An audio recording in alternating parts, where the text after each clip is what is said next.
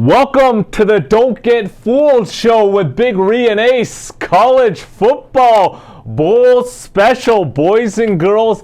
This is going to be episode 1 of 2 bowl specials. We're going to get into a lot of the games leading up to the Major 6, and then, next week we'll drop another episode 2 that'll go over all the big games and the more interesting games that have, playoff implications in regards to getting to the championship game. So this will be episode 1. We're going to be minimal on the BS talk. Boys and girls are really going to get into the docket of games. We got a slate of 8 games for you boys and girls, and should be a really good, weekend and a slate of games leading up to the Big 6. One note that I do want to kind of caveat disclosure here is you got to remember a lot of these bowl games, especially the ones that are not the Big 6, you got to think about there's injuries and, players are not going to risk just to play a bowl game. So that's going to be one thing to think about. So there'll be a lot of inactives there. Players that are just opting out, they're going to go into the NFL draft, they're opting out, they don't want to risk injury. And I'll go over some of the big names, but there's going to be some that are going to be last minute, and so we just don't know about those. There's coaching changes that affect how the players play. Your coach leaves to another school or a big coordinator, and you're like, dude, you kind of feel like they gave up on you, or it could work the other way where you're going to play harder. Location of the game is a big deal, boys and girls, for for these bowl games, because the fans are traveling, and closer to the location is, or the exoticness of the location could affect how the fans travel. And then kind of meaningless games, right? You got to remember, some teams, they had high aspirations. They were thinking they're going to go to the playoffs, or they're going to be much better than they were. Now they're going to a doozy of a game, and they really don't care much. Or other teams where they've not made a bowl game in years, and now they made a bowl game. They're having a pretty good season compared to the last few, and they really want to win this game. Maybe they're playing a better team, but they're going to come out harder, or the other team doesn't really care about this game. So just, keep those in mind, right? And so that could affect the results of a lot of these, but, the research is there, and I feel really good about this slate. So without further ado, here we go, boys and girls. Aquí vamos, chicos y chicas. Let's go. Game 1. This is a Friday game on December 23rd. We got Wake Forest versus Missouri. This is the Union Home Mortgage Gasparilla Bowl. This game is being held at Raymond James Stadium in Tampa, Florida. We got Wake Forest 7-5. The line here is -1 Wake Forest. Wake Forest 7-5, coming off a 34-31 loss to Duke. They did lead in the fourth quarter, and they lost the game at the end. They have lost 4 of their last 5 games, but 3 of those 5 games were on the road, and they did play some good teams. They played North Carolina State, UNC, Duke, Syracuse. All those teams are bowl teams, so solid slate of teams there. They did beat Florida State and Liberty, and they took Clemson to double overtime. So inconsistent team, but definitely very capable. Missouri 6-6, coming off a 29-27 win versus Arkansas. They are currently on a 2-game winning streak, and they've won 4 of their last 6 games. Look, they stay close. They stay close in like a lot of their games, especially some of the Auburn, Georgia game. But they do struggle when they're going up against high-powered offenses. And Wake Forest is averaging 37 points per game, so I'd consider them high-powered offense. And I really like Wake Forest here, -1, basically a PK. I like Wake Forest. They got a stud quarterback, Hartman, there, and I like them to cover this. And so I'm taking Wake Forest -1, game 2. This is a Tuesday, December 27th game. We got Coastal Carolina versus Eastern Carolina. This is the Ticketmaster Birmingham Bowl being played at Protective Stadium in Birmingham, Alabama. So the line here is East Carolina -7.5. So let's start with Coastal Carolina 9-3. They're coming off a 45-26 loss to Troy. They're currently on a 2-game losing streak, and honestly, they got dominated. They got dominated in both of those games. They started 9-1, and don't let the record fool you here, boys and girls. They're 9-3, but a lot of those were close games. A lot of them were. Starting quarterback Grayson McCall has entered the transfer portal, and he is not going to play in this game, which I think is a big deal. They were trending downwards anyways, but then your starting QB leaves the school and is not playing. Big deal there. East Carolina, who's 7-5, they're coming off a 49-46 win versus Temple. Look, they ended 4-2 after a 3-3 start. Good wins versus Memphis, UCF, BYU, and then a close 2-point loss to Cincy. They did get blown out by Houston, but other than that, they've been playing really good as of late. Quarterback Holton Ahers, 23 touchdowns, 5 interceptions only, 67% completion. And here's the thing with East Carolina. They have not been in a bowl game since 2015, 7 years. They have not won since 2013.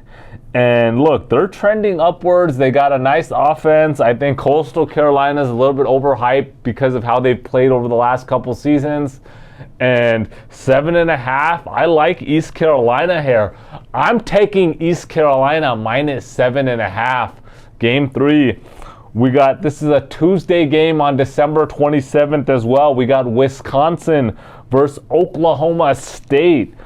Wisconsin is a 3.5-point favorite. This is the Guaranteed Rate Bowl played at Chase Field in Phoenix, Arizona. Wisconsin 6-6, coming off a 23-16 loss to Minnesota. Look, they had a very average year for the Badgers. Normally they're a strong team, 8-9 wins, and very average year, 6-6. Starting quarterback Graham Mertz has entered the transfer portal, and I heard lately that he's transferring to Florida, so he's not going to be playing in this game. They do have a stud running back in Braylon Allen. This guy is a stud, and he's really good, and I think he's going to be the next, I think he'll be there for another 2 years and just picked up where Jonathan Taylor left off. They have a solid defense, but an honestly okay average offense. Oklahoma State 7-5, coming off a 24-19 loss to West Virginia. They have lost 5 of their last 7 games after starting 6-1, and in that one loss, they took TCU, who's a CFP team, to double overtime. So they just started off on fire, and I actually thought that they could make the playoffs this year. I don't know what happened. And look, they've had multiple blowouts in that span. In this last span of the 7 games, they've been just spanked, right? Kansas State, shut them out. They just look like crap. Starting quarterback Spencer Sanders, he's actually entered the transfer portal also, and so he's not going to play. And honestly, I just cannot roll with a team that looks so bad as of late.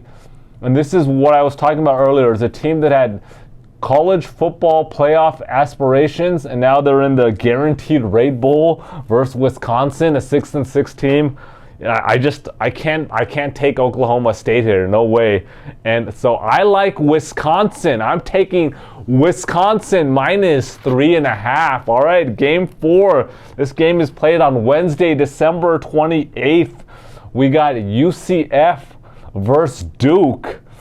Duke is a 3-point favorite. This is the Military Bowl presented by Peraton, being played at Navy Marine Corps Memorial Stadium in Annapolis, Maryland. UCF 9-4, coming off a 45-28 loss to Tulane in the conference championship game. They had a really good season, but they also had some bad losses. Offense looks good, but the defense, not so much, especially over the last 5 games. UCF giving up on an average of 32 points per game over their last 5. Then we got Duke, 8-4. That's an impressive record for Duke. You haven't seen that lately. Coming off a 34-31 win versus Wake Forest. They have won 4 of their last 5 games. Only loss during that stretch was a 28-26 loss to Pittsburgh. 2 bad turnovers really cost them there in that game. Sophomore quarterback Riley Leonard, this guy's playing really good. 20 touchdowns, only 6 interceptions, and he's playing well as of late. 11 touchdowns and only 2 interceptions over the last 5. And Duke is trending up. I know UCF is a solid team and they can come out, but I like Duke here. Look, they have the more momentum. I think this game means more to them, and so I'm taking Duke -3. All right, game 5. This game is played on Wednesday, December 28th as well. We got number 15 Oregon versus North Carolina. Oregon is a 14.5 point favorite here, and this is the San Diego County Credit Union Holiday Bowl being played at Petco Park in San Diego, California. Oregon 9-3. They're coming off a 38-34 loss to Oregon State. They were up 31-10 in the third quarter of that game, and they just blew it. I mean, Oregon State went on a rampage, and Oregon State is a good team. They've lost 2 of their last 3 games after an 8-1 start. They have a high-powered offense led by quarterback Bo Nix. He actually announced recently that he will be returning to Oregon. That's a big boost for this Oregon team, and I think they will be scary, depending on the recruiting. They'll be a scary team next year.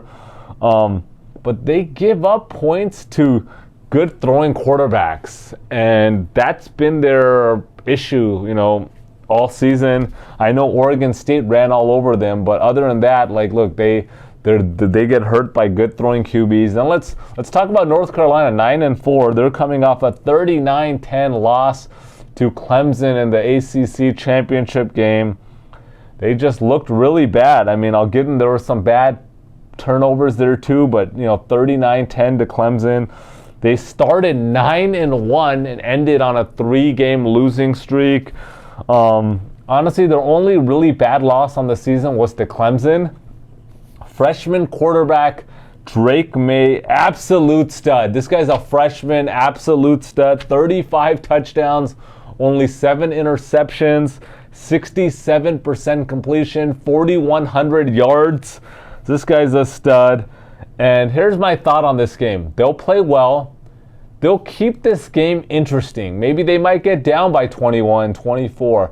But they will keep it interesting. They'll put up some points. I think the freshman QB does not want to go out with that sour taste on that Clemson game.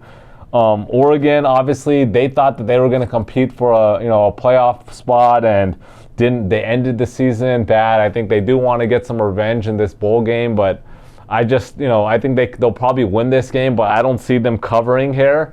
And I'm taking North Carolina plus 14.5. All right, game 6. This game is being played on this Thursday, December 29th. We got Syracuse versus Minnesota, and Minnesota is a 10-point favorite here. This is the Bad Boy Mowers Pinstripe Bowl. This game is actually being played at Yankee Stadium in the Bronx, New York. Interesting. That'd be kind of a cool game to go to in the Bronx.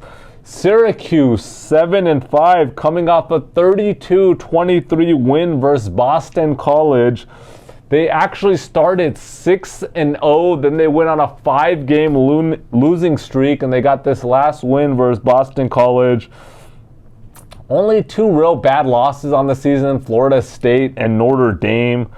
4 of their last 6 games were on the road, so road games are tough there. They do have a nice offensive tandem with quarterback Garrett Schrader and then running back Sean Tucker. And Minnesota 8-4. They're coming off a 23-16 win versus Wisconsin.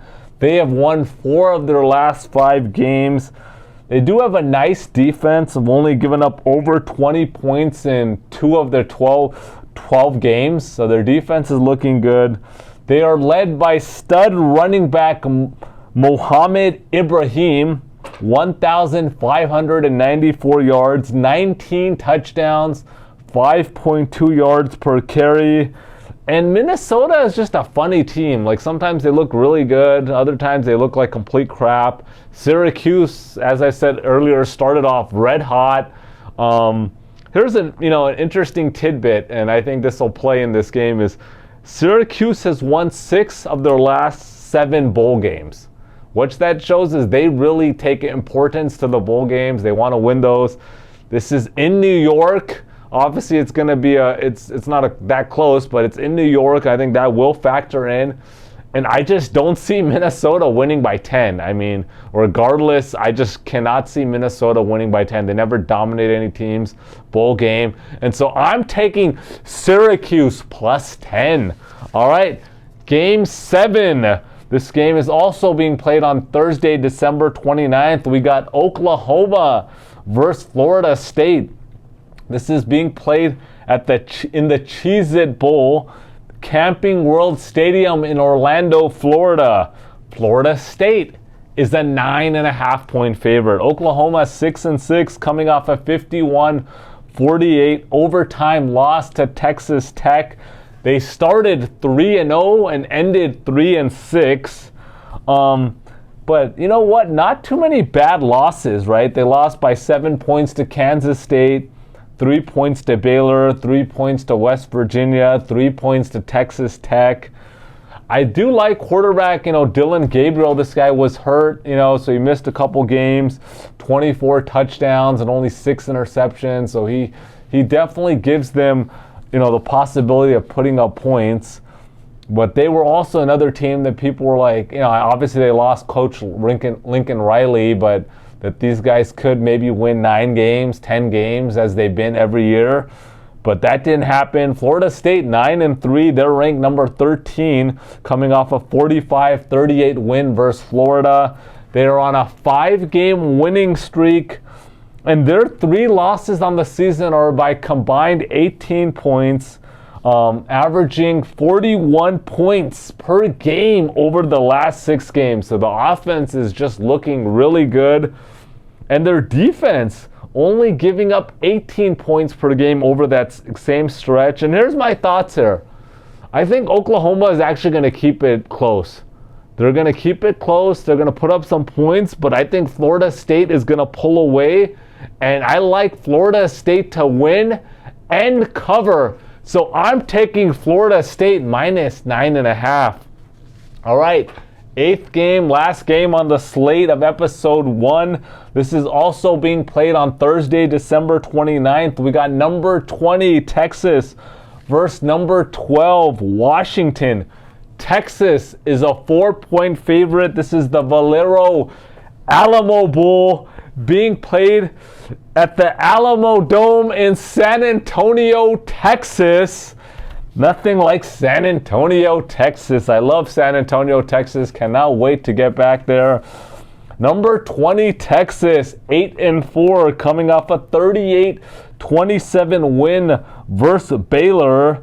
Their 4 losses on the season are by a combined 18 points only. They lost by 7 points to TCU, who's playing in the college football playoffs, 7 points to Oklahoma State, 3 points to Texas Tech, and then 1 point to Alabama. They should have won that game, but they did blow it.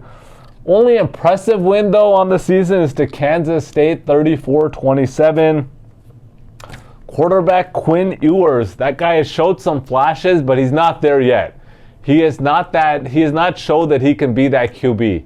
I'm not writing him off. I want to see how he plays next year, but he's not one of those stud quarterbacks that, Coach Steve Sarkisian needs to really contend. But they do have a stud running back, Bijan Robinson, but too bad for Texas. He is not playing in this game, and he's entered the NFL draft, so he's not playing. That's a huge loss in my opinion. Huge loss for Texas. Put a lot more pressure on Quinn Ewers and the other backup running backs. Then we got number 12, Washington, 10-2, coming off a 51-33 win versus Washington State. They are on a 6-game winning streak. Both of their losses are on the road, 40-32 to UCLA, and then a 45-38 loss to Arizona State. So look, they've won all their home games, but only 2 losses on the road.